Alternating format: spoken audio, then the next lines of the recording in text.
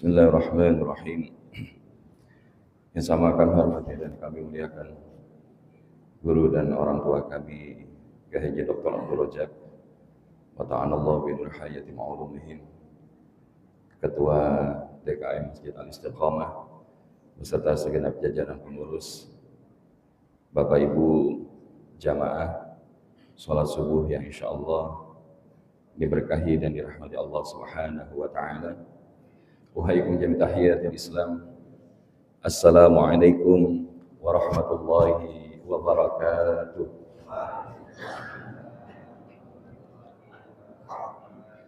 Lihat ikan di pinggir kolam, jangan lupa sambil pakai baju hangat. Sungguh sayang kami udah ucap salam, tapi jawab salam masih kurang semangat. Diulang sekali lagi boleh apa enggak Bu? Boleh Pak? Assalamualaikum warahmatullahi wabarakatuh.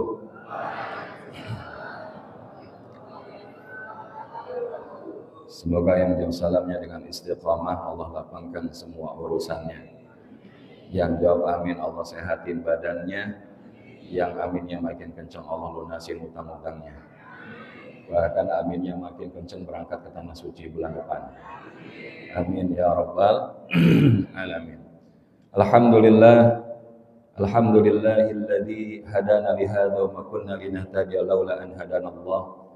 Asyhadu an la ilaha illallah wahdahu la syarika lah al-malikul haqqul mubin wa asyhadu anna sayyidana Muhammadan abduhu wa rasuluhu la nabiyya ba'dah al-mab'utsu rahmatan lil alamin.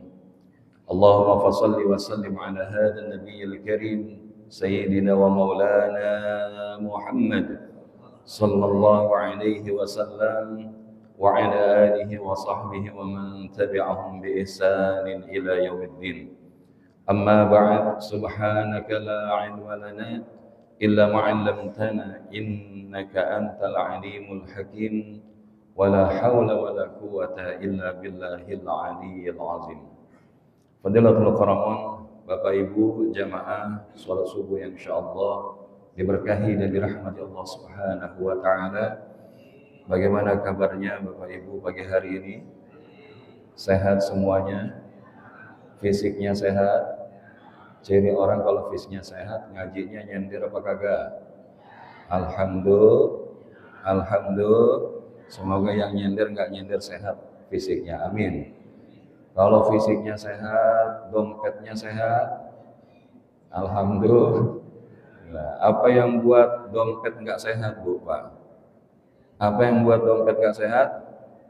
Ketika pengeluaran lebih besar daripada pemasukan. Kenapa itu bisa terjadi? Lantaran keinginan lebih banyak daripada kebutuhan. Makanya jalan cepatnya biar terpenuhi apa yang dilakukan? Ngutang, betul? Makanya tadi kita doain pagi-pagi ini mudah-mudahan yang punya utang habis ngaji lunas semua. Karena yang buat dompet kagak sehat gara-gara utang. Makanya kita berlindung kepada Allah dan Nabi ngajarin doa kepada sahabat ketika ditanya, "Kenapa engkau terlihat murung wahai sahabatku?" Lantaran punya utang ya Rasulullah. Maka Nabi ngajarin, "Allahumma inni a'udzubika minal hammi wal hazan wa a'udzubika minal ajzi wal kasal wa a'udzubika minal jubni wal bukhl wa a'udzubika min ghalabatid dain wa qahrir rijal." Maka biidznillah didawamkan ini doa, maka Allah mudahkan sahabat tadi itu terselesaikan urusan utangnya. Karena mudah bagi Allah Bapak Ibu menjadikan sesuatu yang kita upayakan bertahun-tahun itu terjadi dalam hitungan sekejapan mata. Begitu pula Allah mudah mencabut sesuatu yang udah kita siapin bertahun-tahun hilang dalam hitungan sekejap mata. Karena di tangan Allah lah biyadikal khair innaka ala kulli syai'in qadir. Maka kalau fisiknya sehat, dompetnya sehat, lalu gimana kabar hatinya Bapak Ibu? Sehat semua? Alhamdulillah. Karena ciri orang kalau hatinya enggak sehat gimana? Maka bahasanya hidupnya dipenuhi dengan kegelisahan. Ya, murung, bahasanya baperan sama orang, julid, apalagi kalau ibadah ngaji pengennya buru-buru, betul. Tapi kalau orang yang insya Allah hatinya sehat, enggak begitu. Karena jangankan kita, Nabi Ibrahim aja minta kepada Allah biar dikasih hati yang sehat, Bapak Ibu. Di mana? Dalam Quran surat Asy-Syu'ara. A'udzu billahi minasyaitonir rajim. Bismillahirrahmanirrahim. Wala tukhzini yawma yub'atsun. Yawma la yanfa'u malun ولا بنون إلا من أتى الله بقلب سليم. Ya Allah, jangan kau hinakan hari di mana kelak engkau akan bangkitkan kami. Hari di mana tidak akan bermanfaat harta dan anak-anak yang kami banggakan selama hidup di atas muka bumi. Illa man atallaha biqalbin salim. Kecuali siapa yang menghadap bertemu kepada Allah dengan membawa hati yang sehat, hati yang selamat. Apa ciri orang kalau hatinya sehat selamat, Bapak Ibu? Para ulama menyebutkan diantaranya adalah ar-rajai rahmatillah. Apapun yang dia lakukan dalam kehidupannya semata-mata mengharapkan rahmat Allah Subhanahu wa ta'ala. Karena kalau kita hari ini pengen masuk surga, pengen nggak masuk surga? Pengen masuk surga, Bapak Ibu? Yang pengen masuk surga angkat tangan bilang saya. Alhamdulillah. Yang kagak pengen angkat tangan bilang saya. Oh, kagak pengen, Pak. Berarti pengen semua ini. Pengen aja apa pengen banget? Nah, kalau pengen banget angkat tangan bilang saya. Alhamdulillah. Yang siap berangkat sekarang angkat tangan bilang saya. Oh, siap. 17 ayat 19, Qur'annya surah Al-Isra ayat 19. Wa man arada al-akhirata wa sa'a laha sa'yaha wa huwa mu'min fa ulaika kana sa'yuhum mashkura. Dan barang siapa yang menginginkan kehidupan akhirat, maka dia akan berusaha ke arah itu dengan sungguh-sungguh, dan mereka di dalam keadaan beriman, maka mereka itulah orang-orang yang mendapatkan balasan kesyukuran dari Allah Subhanahu wa ta'ala. Jadi kalau kita pengen dapatin surganya Allah, selain kita minta, mantesin diri, betul apa enggak? Karena Nabi SAW mengingatkan, bukanlah karena amal seseorang, pahala seseorang dimasukin ke surga, dijauhin ke neraka, kecuali daripada rahmat Allah Subhanahu wa ta'ala. Ya, wala ana illa bi rahmatin minallah. Begitupun saya, kata Nabi, saya bisa masuk surga itu semata-mata karena rahmat Allah Subhanahu wa ta'ala. Maka mudah-mudahan pagi hari ini kita semua yang hadir menjadi bagian di antara orang-orang yang mendapatkan rahmatnya Allah Subhanahu wa ta'ala. Karena kalau hadir di majelis ilmu, ini salah satu surganya Allah, taman surganya Allah yang ada di atas muka bumi. Tahu dari mana, Ustaz? Nabi yang bilang, idza marartum bi riyadil jannah farta'u. Jikalau kalian melihat taman surganya Allah di atas muka bumi, maka mampirlah. Maka sahabat nanya, wa ma riyadil jannah ya Rasulullah? Apa taman surganya Allah di atas muka bumi itu? Maka Nabi SAW menjawab, qala hilakid dzikir, yaitu majelis zikir, majelis ilmu. Maka mudah-mudahan kita semua Allah pantesin menjadi bagian min ahlil jannah. Amin ya rabbal alamin. Bapak Ibu jamaah yang dirahmati Allah, tema kajian kita pagi ini Amazing Inner Power, yaitu kekuatan dalam atau kekuatan dari dalam diri yang luar biasa. Kenapa kita ingin membahas tentang ini? Karena hari ini banyak orang yang hidupnya sedang tidak baik-baik saja. Betul apa enggak? Banyak orang pengen hidupnya bahagia, tapi nyatanya justru dia mendapatkan ketidakbahagiaan. Apa di antara virus membuat orang hidup enggak bahagia, Bapak Ibu? Di antaranya 2M 1T. Apa itu 2M 1T? M yang pertama mengkhawatirkan ataupun mencemaskan masa depan yang sepenuhnya belum terjadi. Kalau bahasa kita overthinking. Gara-gara dolar naik, wah nanti saya makan apa?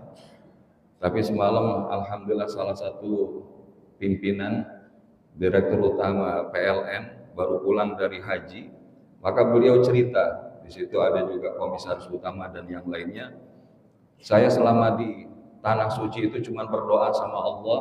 Salah satunya dari sekiannya beliau doakan kebaikan untuk PLN, kebaikan untuk daripada BUMN tersebut. Tapi ada satu yang dia bilang, ya Allah, izinkan harga dolar terhadap rupiah itu stabil di angka 14.900. Terus saya perhatikan kenapa beliau ngomong gitu. Karena setiap turun 100 rupiah, maka mengalami defisit 2 triliun Bapak Ibu. Buat sebagian orang, urusan kayak begini itu bukan urusan yang gampang, urusan dolar. Kalau kita mungkin nggak terlalu peduli, mau dolar naik, mau dolar turun, betul apa enggak? Tapi buat kepentingan bangsa yang lebih besar, ternyata ini nggak bisa kita diamkan. Dan salah satu jalannya apa? Melakukan upaya terbaik, bertawakal kepada Allah, dan berdoa kepada Allah Subhanahu wa Ta'ala. Ini tugas kita. Karena tugas kita tidak memastikan hasil, tapi mengoptimalkan proses sehingga Allah memantaskan hasil itu untuk hadir di dalam kehidupan kita. Yang kedua adalah menggelisahkan atau merasa sedih berkepanjangan terhadap kejadian yang sudah berlalu. Jadi bahasanya apa? Ya, kita pernah mengalami kegagalan, kita pernah mengalami ketergelinciran, kita pernah mengalami kehilangan. Tapi ada orang yang sedihnya itu berkepanjangan sehingga apa? Bahasanya enggak mau move on dalam hidupnya. Padahal salah satunya yang sudah terjadi tidak akan bisa terulang. Maka sikap kita terhadap apa yang sudah terjadi bagaimana? Perbanyak istighfar, bertaubat kepada Allah, dan bermuhasabah apa pesan cinta yang Allah hadirkan dari kejadian yang sudah terjadi itu. Maka insya Allah kita akan jauh lebih bahagia. Dan yang ketiga adalah 1T, tidak menikmati hari ini. Jadi bahasanya, hari ini kita dikasih nikmat sama Allah sedikit apa banyak Bapak Ibu? Banyak aja apa banyak banget? Tapi pernah nggak kita ngerasain banyaknya nikmat Allah itu di antara kasih sayang Allah kepada kita? Karena kebanyakan kita jarang melihat nikmat yang kelihatan kecil karena pengennya mengharapkan yang besar. Padahal Nabi mengingatkan lam yashkuril qalil wa lam yashkuril katsir. Siapa yang tidak bersyukur dengan yang sedikit, maka dia tidak akan bisa bersyukur dengan yang banyak. Enggak harus nunggu banyak dulu, enggak harus nunggu kaya dulu baru kita bahagia. Tapi dengan apa yang ada Allah hadirkan di dalam hidup kita, maka sebetulnya kebahagiaan itu kita yang memilih. Maka kata kuncinya apa? Jangan letakkan kebahagiaan itu di mulut orang lain, di pandangan orang lain, di lisan orang lain. Selama kita meletakkan kebahagiaan pada harapan-harapan tadi, maka ini adalah harapan palsu. Karena berharap kepada makhluk, sesungguhnya mendesain patah hati yang disengaja. Betul apa enggak? Karena orang kalau berharap kepada makhluk, kebanyakan bahagia apa kecewa Bapak Ibu? Oh ibu-ibu banyak yang jauh kecewa ini. Kelihatannya pengalaman. Bu, Pak, dan ini bukan kata kami, kata Sayyidina Ali. Aku sungguh pernah merasakan kepahitan-kepahitan dalam hidup, tapi tidak ada kepahitan yang paling pahit di dalam hidup melebihi berharap kepada makhluk. Maka ketika kita mampu bersyukur, menikmati kedisinian dan kekinian, maka inilah yang kita sebut menjadi di antara sumber bahagia. Dan ini yang kita maksudkan. Hari ini banyak orang mencari kebahagiaan itu dengan hal-hal yang tidak pada tempatnya. Ya, minum minuman keras, melakukan judi online hari ini, wa'iyadzubillah. Ini salah satu yang mengkhawatirkan Bapak Ibu. Karena omsetnya sampai ratusan triliun dalam hitungan periode yang singkat. Kita ngumpulin zakat, infak, sedekah, wakaf aja, ngumpulin ratusan triliun susahnya luar biasa. Tapi hari ini di tengah kondisi kita yang sedang tidak begitu baik, tapi ternyata masih banyak masyarakat yang ternyata memilih jalan pintas dengan alasan mencari bahagia.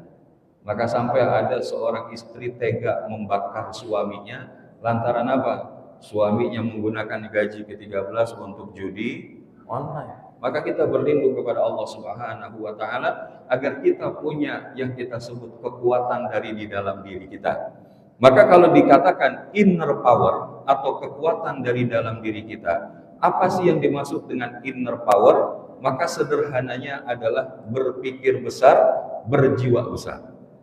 Karena kalau izinnya nanti bisa tampil lewat slide, saya munculkan ada gambar Syekh Ibnu Taimiyah rahimahullah. Pernah dengar kisahnya Bapak Ibu? Nah, Syekh Ibnu Taimiyah ini kenapa kok kita munculkan? Karena beliau diantaranya ketika menyuarakan kebenaran, maka beliau pun sampai kemudian berpindah-pindah mendapatkan hukuman dan sanksi. Sampai murid beliau Syekh Ibnu Qayyim al-Jauziyah memberikan bagaimana penguatan kepada beliau. Tapi apa yang dikatakan Syekh Ibnu Taimiyah? Apa yang mereka lakukan kepadaku? Kalau aku pindah dari satu tempat tahanan ke tahanan berikutnya, maka sesungguhnya ini adalah merupakan kesempatan rihlah yang Allah berikan kepadaku. Karena sesungguhnya Allah telah memberikan kesempatan kepadaku untuk berkhulwat kepadanya. Ini luar biasa. Kalau dalam versi kita, di tanah air ada namanya Buya Hamka.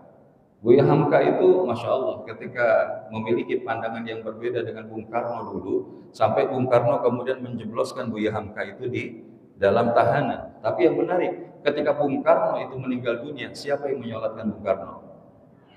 Buya Hamka. Bu, Pak, dalam hidup ini ternyata orang-orang yang berjiwa besar ini pun kita bisa dapatkan di sekeliling kita. Kalau bicara tentang pejuang bangsa kita, siapa yang akan namanya Jenderal Sudirman? Beliau ini sakit Bapak Ibu, sakit paru-paru yang sudah sangat kronis. Tapi beliau memimpin gerilya dari satu tempat ke tempat berikutnya, menghalang penjajah dan tidak pernah meninggalkan kecuali dalam keadaan berwudu dan tidak meninggalkan sholat fardu berikut sholat malam. Ini luar biasa. Maka ingin kita katakan bahwa orang-orang yang berpikir besar, berjiwa besar, ini berpotensi menjadi di antara para aulia Allah. Karena Allah telah menjamin bagaimana orang-orang yang disebut sebagai wali-walinya Allah, para aulianya Allah, maka mereka tidak merasakan ketakutan dan kesedihan di dalam hidupnya. Di mana Qur'annya surah Yunus ayat 62 sampai 63. Bismillahirrahmanirrahim. Ala inna awliya Allah la khaufun alaihim wa la hum yahzanun. Ingatlah, sesungguhnya para wali-walinya Allah itu tidak ada kekhawatiran terhadap mereka dan tidak pula mereka bersedih hati.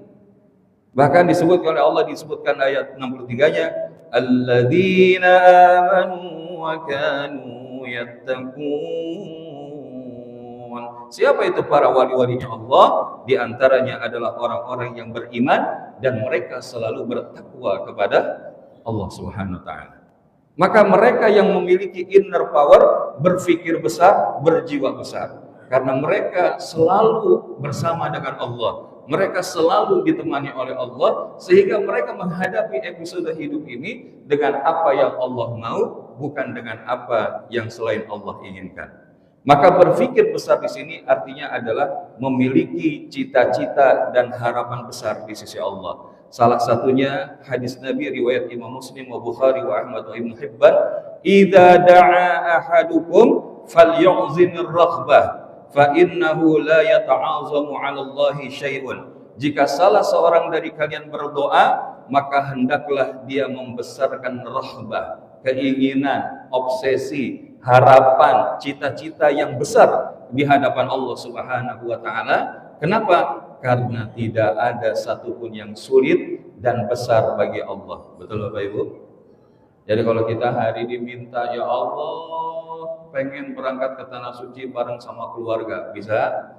Ya Allah, biar rapi utang-utang saya, bisa? Mudah bagi Allah. Makanya jangan kita berdoa itu dengan keraguan. Ya Allah, kalau Engkau mau ampuni saya, udah ampunin aja deh. Enggak.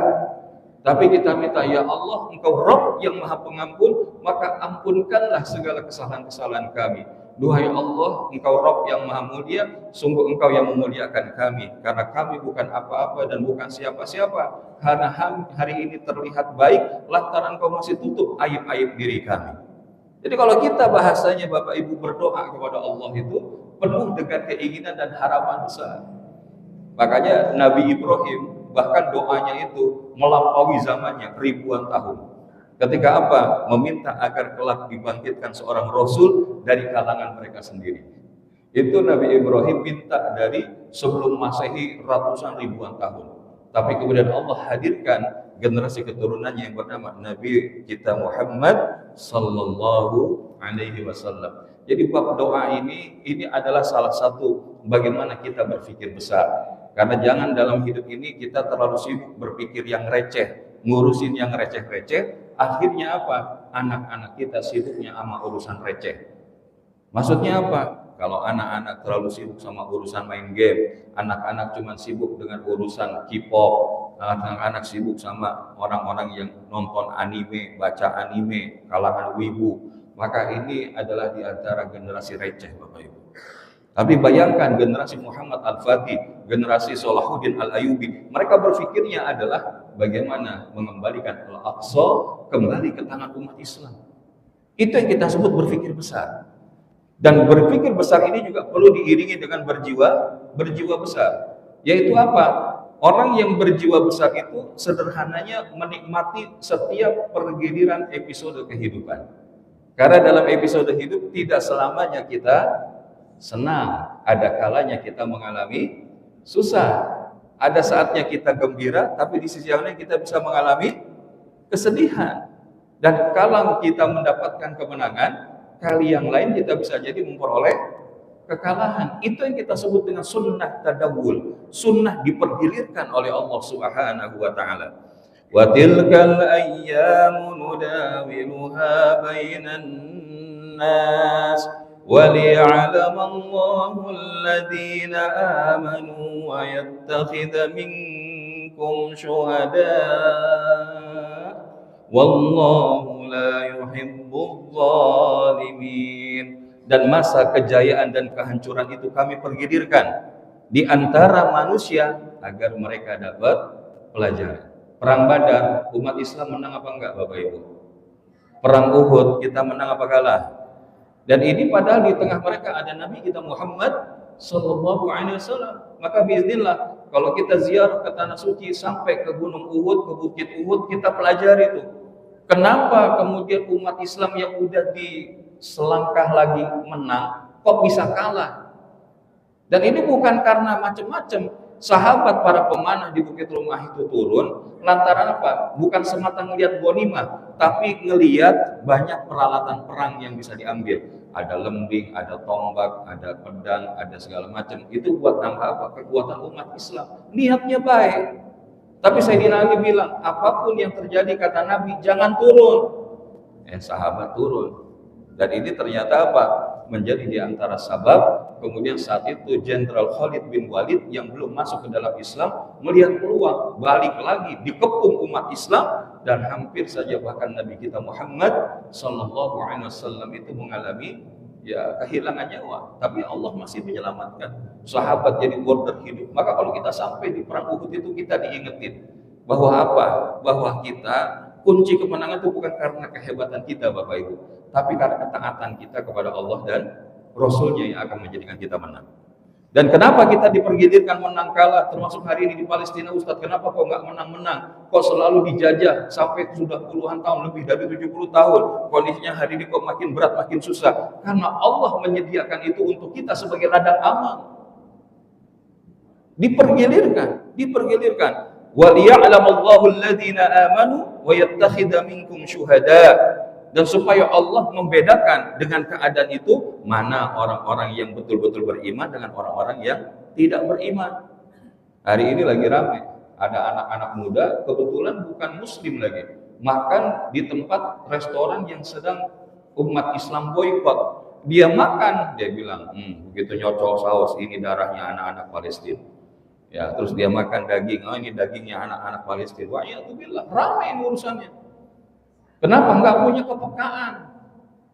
Hari ini orang-orang di luar negeri, Bapak Ibu, terakhir di Amerika, di Inggris, di Eropa, mereka menyuarakan lulusan Harvard, ini salah satu kampus terbaik di dunia. Bahkan ketika mereka wisudanya itu dengan menyuarakan untuk pembelaan terhadap Palestina. Tapi kok kita yang mayoritas Muslim hari ini, kalau bahasanya menang-menang baik. Wah, kita sih kan bukan kita itu, saat itu orang lain. Wa'iyadzubillah. Makanya kalau kita pengen lihat orang-orang berjiwa besar, salah satunya adalah saudara-saudara kita di Palestina. Karena mereka bilang, kalau kami sudah tidak ada tempat mengungsi lagi, sudah dari Gaza, lari ke Rafah, sampai di Rafah, dikejar juga dihabisin, maka tempat kami mengungsi berikutnya surganya Allah Subhanahu wa taala. Maka Bapak Ibu, yang ingin saya sampaikan, Ungkapan dari Syekh Al-Qayyim Al-Jauziyah, siapa yang memandang dunia ini dengan pandangan iman, maka dia akan selalu bisa menemukan keindahan di dalam setiap takdir kehidupan. Karena Allah menjadikan episode hidup kita itu episodenya kebetulan atau bukan, Bapak Ibu? Kita ngaji kayak begini kebetulan apa bukan? Bukan. Kalau bukan berarti apa? Atas izin Allah Subhanahu wa ta'ala. Tidak ada yang terjadi di atas muka bumi ini kecuali terjadi atas izin Allah.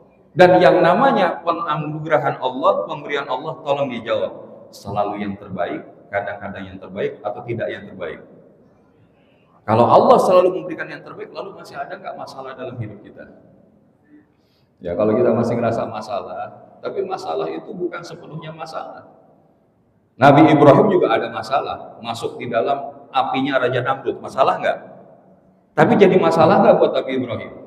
Kenapa? Karena begitu akan masuk, malaikat Jibril udah nawarin, wahai Ibrahim, apa yang bisa saya bantu? Tapi apa kata Ibrahim?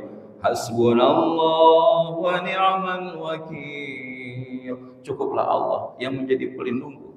Maka Allah ketika memerintahkan api saat lagi berada di mana Nabi Ibrahim akan masuk ke dalam apinya Raja Namrud, qul ya naru kuni bardan wa salaman ala Ibrahim.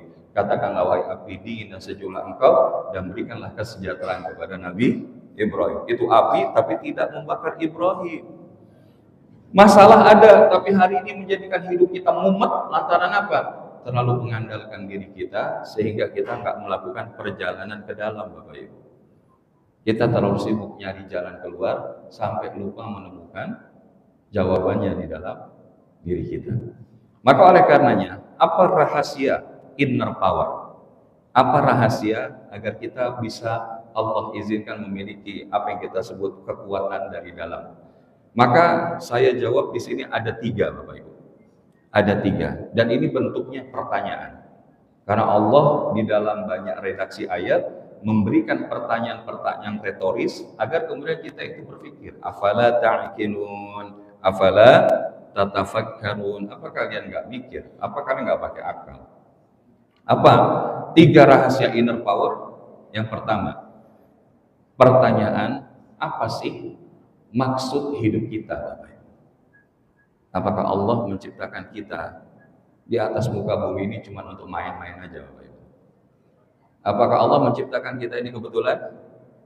Ya, karena afahasibtum annama khalaqnakum abatha wa annakum ilaina la turja'un. Apakah kalian mengira kalian di atas muka bumi ini cuma main-main aja dan kalian nggak dikembalikan kepada Allah? Enggak, Bapak.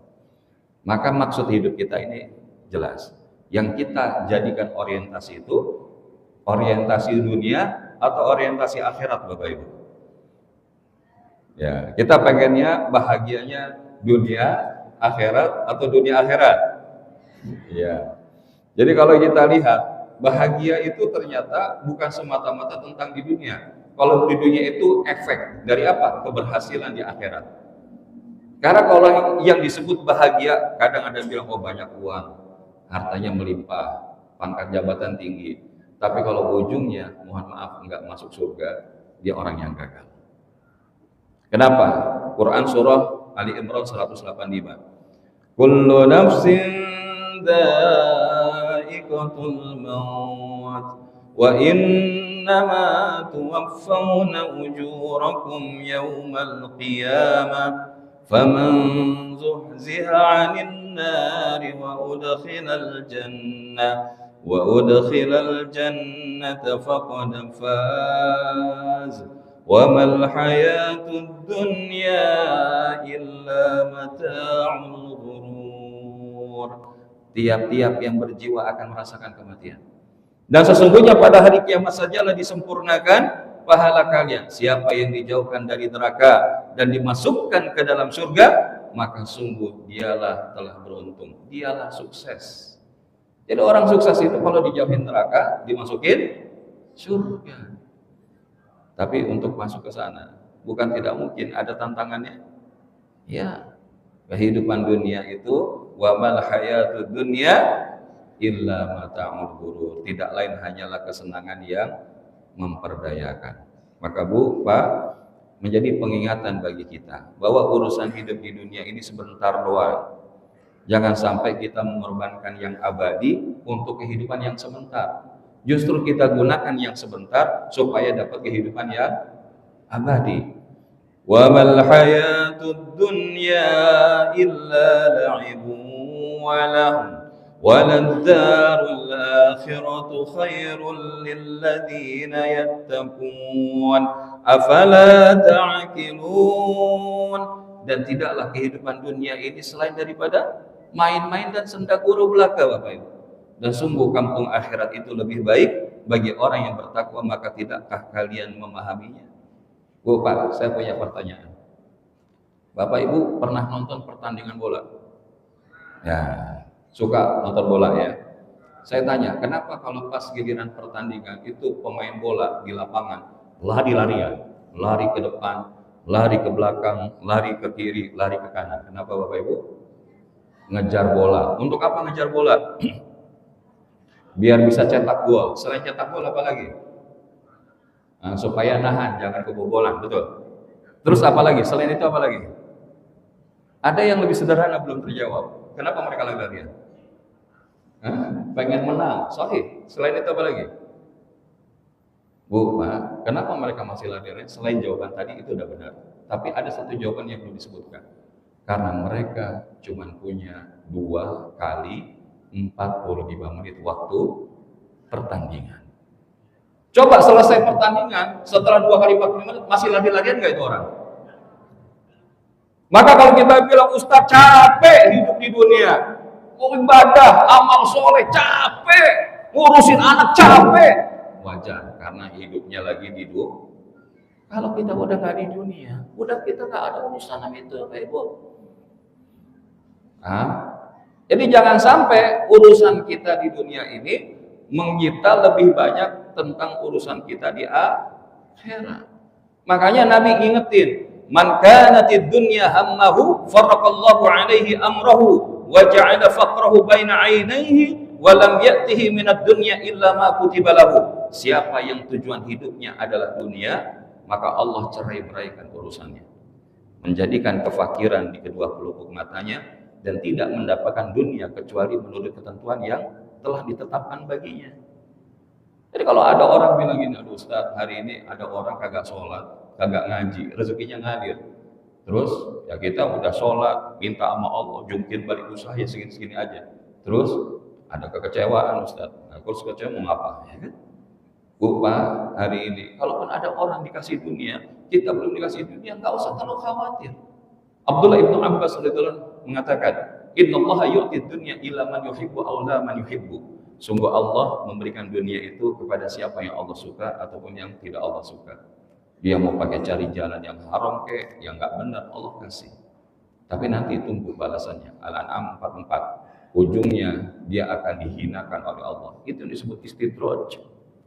Jadi kalau kita hari ini dikasih rezeki, lihat, jangan lihat berapa banyaknya, lihat kebaikan Allah yang masih Allah hadirkan di dalam hidup kita.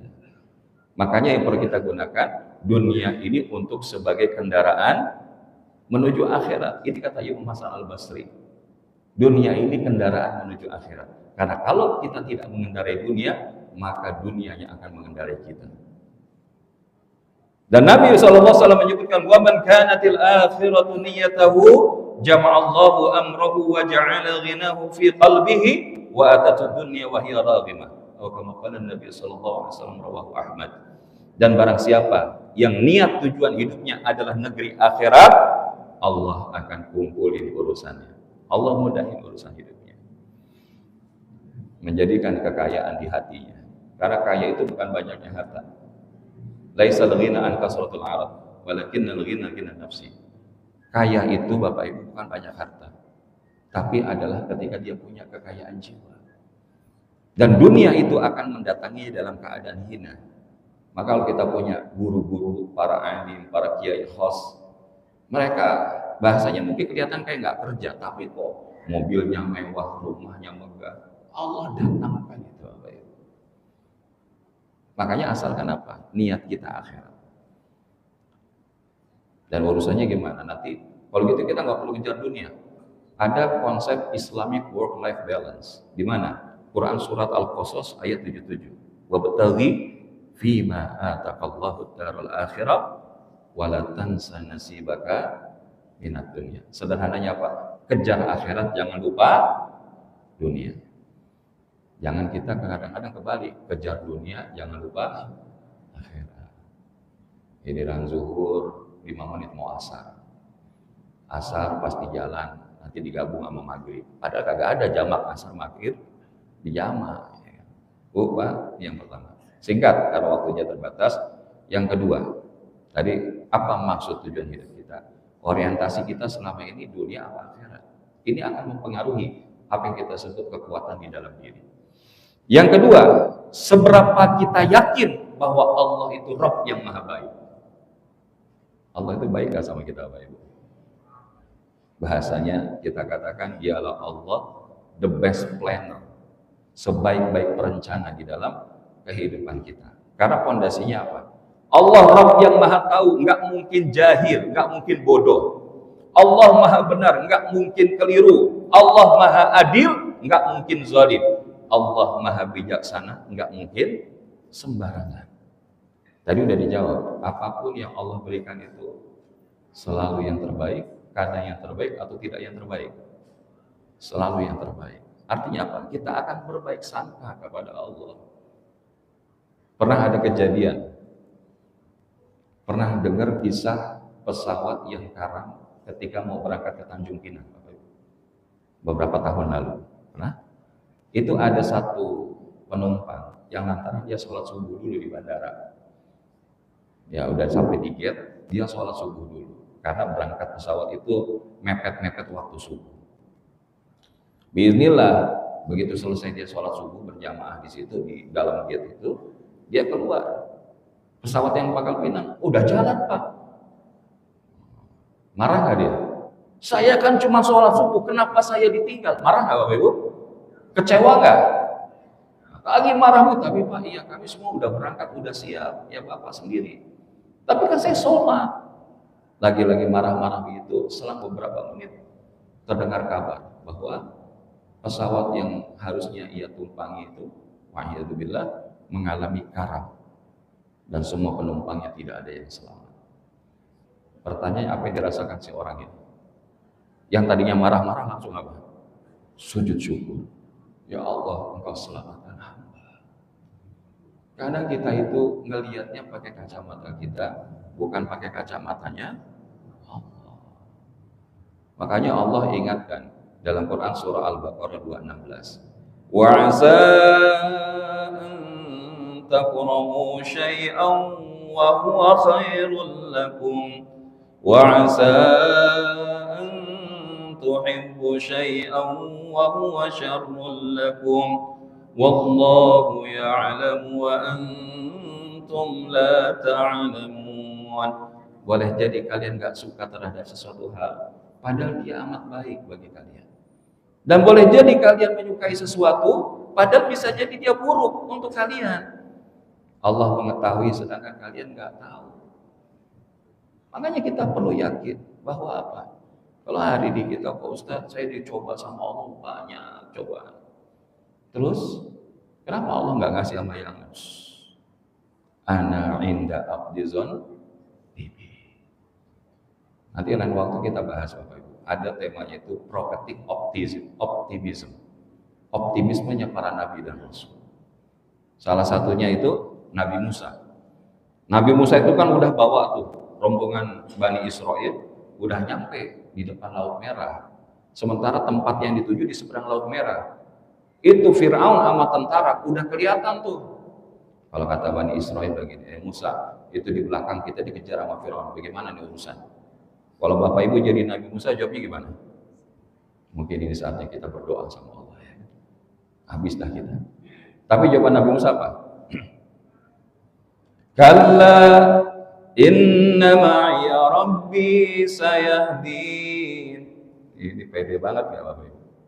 Apa kata Nabi Musa? Sekali-kali mereka nggak bakal ngejar kita. Inna ma'iya rabbi sayahdin. Sesungguhnya Allah bersamaku dan Allah pasti memberikan petunjuk kepadaku.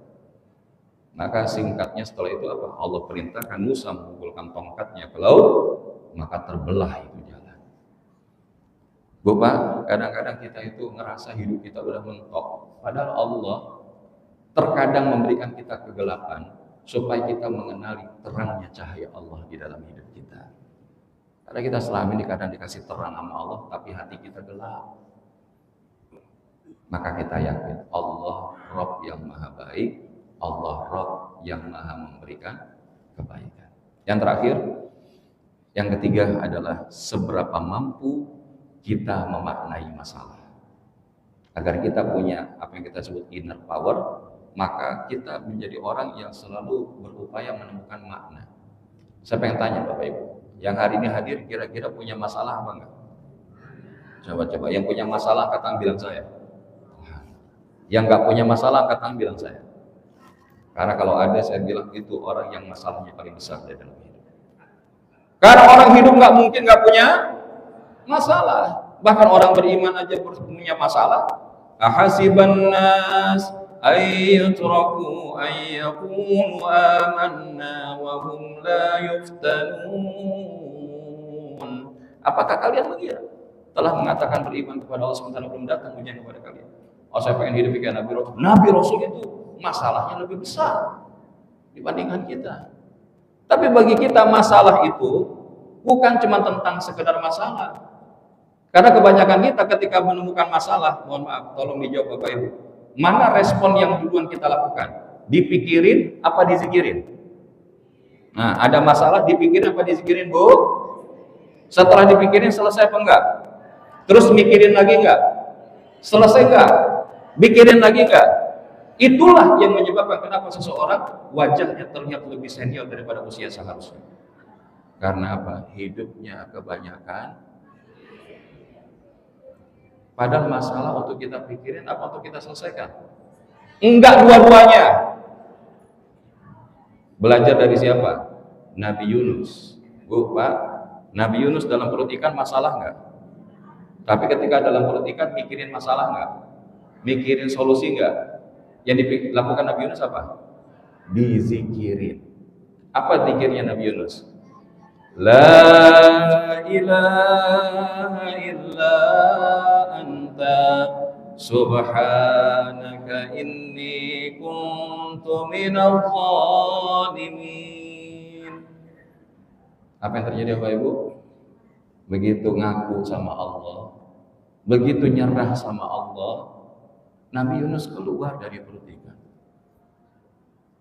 Kita itu kadang-kadang ngerasa hebat dengan ilmu kita, dengan pengalaman kita. Ketika menghadapi masalah, terus kita seakan-akan bisa nyelesain masalah. Tugas kita bukan nyelesain masalah. Karena masalah dan musibah itu terkadang Allah hadirkan di dalam hidup kita, sebetulnya adalah sentuhan lembut Allah untuk menarik perhatian hambanya. Ya, karena waktu udah masuk, maka saya kutip satu hadis terakhir. Inna izamal jaza ma'a izamil bala. Sesungguhnya pahala yang besar karena balasan untuk ujian yang berat. Kadang ada orang masalahnya tuh. Tapi kalau kita lihat Bapak Ibu, kenapa kita merasa masalah kita berat? Karena kita nggak ngelihat di luar kita ternyata ada orang yang punya masalahnya lebih. Perlu bukti nggak? Perlu bukti nggak? Saya bilang kayak begini. Ya sedikit ya. Saya pengen tanya, yang hadir di sini ada yang punya masalah hutang? Oke, yang punya masalah hutang angkat tangan bilang saya. Oke. Berarti punya semua ya. Yang hutangnya 10 jutaan, angkat tangan. Nah, nggak apa-apa, yang punya 10 juta angkat tangan dulu ya. Yang 50 jutaan, mulai pengangkatan. Yang 100 juta, nah ada. Yang masuk 500 juta ada. Haji. Yang 1 miliar, Masya Allah Pak Haji ngangkat tangan lagi ya kan. Saya pengen tanya Pak Haji, berapa Pak Haji? Masya Allah, kita doakan semoga Allah selesai masalah. Allah lunasin hutang-hutangnya. Tapi Pak Haji masih bisa tersenyum, masih bisa ngaji, alhamdulillah. Bu Pak, tadi yang angkat tangan utang 10 juta, gimana rasanya ngeliat ada yang punya utang 8 miliar? Ini contoh. Kita ngerasa kita menjadi si paling menderita, karena apa? Kita nggak ngelihat keluar bahwa di luar sana ada orang yang jauh lebih berat dari kita, tapi hidupnya fine-fine aja kok. Maka kuncinya bukan pada sekedar masalahnya, tapi bagaimana sikap kita terhadap masalah. Wa innallaha idza ahabba qauman ibtalahum. Sungguh jika Allah mencintai satu kaum, maka Dia akan menimpakan ujian untuk mereka. Faman radiya falahu ridha wa man sakhata falahu sakhatu. Siapa yang ridho terhadap dengan apa yang dia dapatkan dari masalah itu, Allah juga akan ridho. Tapi siapa yang enggak ridho, maka Allah juga akan murka. Wallahu a'lam bishawab. Karena waktu sudah pukul 6, kita langsung doa ya. Insyaallah mudah-mudahan kita bisa mempraktekkan 3 rahasia daripada bagaimana memiliki amazing inner power, yaitu ketika hidup kita akhirat oriented, ketika kita yakin Allah the best planner in our life, dan yang ketiga adalah finding meaning of every problem that we faced. Ya. Dan insya Allah ada satu doa munajat inner power. Saya pengen ajak Bapak Ibu baca doa bareng-bareng, boleh? Ini dinukil oleh Syekh An-Nawawi Al-Bantani dalam kitab Nasaihul Ibad. Bismillahirrahmanirrahim. Allahumma rahmataka arju fala takilni ila nafsi tarfata ainin. Ya Allah, rahmatmu hamba harapkan, maka janganlah engkau bebankan pada diriku walaupun sekejapan mata daripada urusan-urusan tersebut. Wa aslih li sya'ni kullahu la ilaha illa anta. Dan perbaikilah segala urusan hamba, tidak ada Tuhan selain Engkau. Rabbana atina fid dunya hasanah wa fil akhirati hasanah wa qina adzabannar. Walhamdulillahi rabbil alamin. Hadanallahu wa iyyakum ajma'in. Wal afwa minkum. Assalamualaikum warahmatullahi wabarakatuh.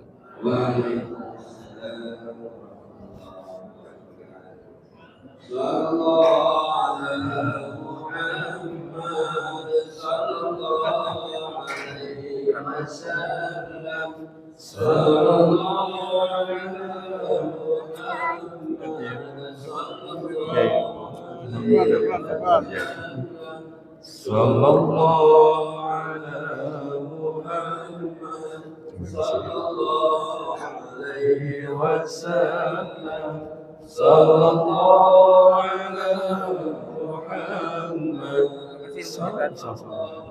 alaihi wasallam. Sallallahu alaihi wasallam.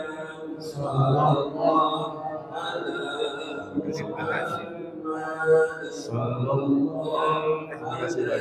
wasallam. Sallallahu alaihi wasallam. Sallallahu alaihi wasallam. Sallallahu